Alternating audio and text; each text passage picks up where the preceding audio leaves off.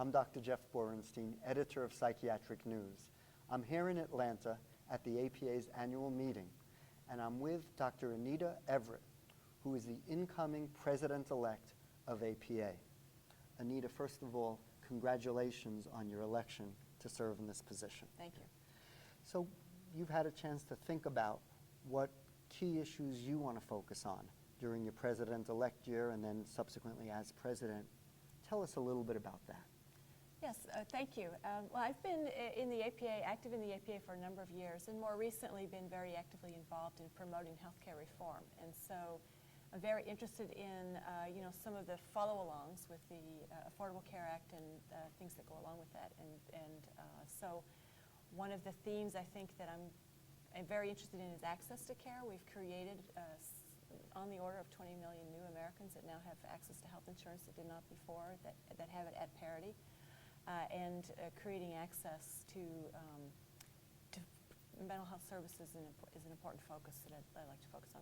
I'm also very interested as a community psychiatrist in serious and persistent mental illnesses and how we work with that end of the spectrum, or that sort of part of the behavioral health conditions. And so I'm particularly interested in the early onset, early psychosis, and the treatment programs that are oriented toward the early psychosis area, much of which are really community psychiatry style programs in that they involve teamwork to work to try and get the kids or early transitional youth back on track.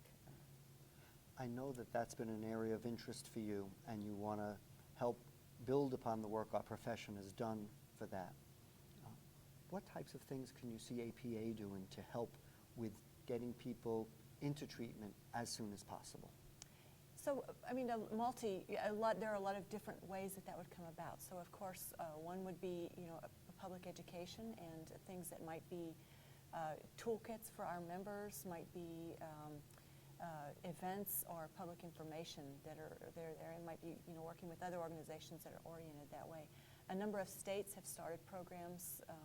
Maryland and New York are pretty strong with regards to that, but all states have some programs. So I would like to understand what kind of information the providers have already and where we can add into that. Really get the word out both to professionals, to family members, to really make sure people get help right away. Correct. And I also think this would be a good way or an opportunity for APA to partner with some of the broader advocacy groups, National Alliance on Mental Illness being one of the larger ones, but organizations that represent family members and other people who are part of the spectrum involved in the lives of young individuals with what could otherwise be disabling mental illnesses.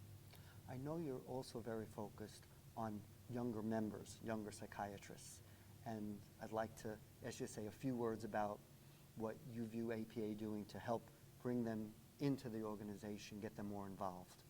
Yes, I'm so, it's so gratifying to work with younger members. In my years of activity in the APA, I find myself very energized by their energy, and I feel a keen responsibility to keep that energy going so that they feel like APA becomes a part of their professional home. One of the things I sort of am interested in is the concept that APA become the go-to place for professionals throughout their career. And so what that means to us as APA members is providing resources and things that people are going to need throughout their career. I think we're on a good start with that right now, and our membership committee and the membership office have done a really nice job starting that, but I think we need to continue with that. Psychiatry is a really cool, very exciting career. I find myself, it's been a lifelong gratification for me to work in the systems of care I work in as a leader in community psychiatry, but also individually I'm still enchanted with the way people's minds work and thinking, I enjoy sitting down with individual patients and trying to sort out why they're thinking the way they're thinking and what's going on in their lives. So it's just a lifelong gratifying career that I hope to share that experience with younger members. Well, I want to thank you for what you've been doing all these years and now what you're going to be doing over the next few years for our profession,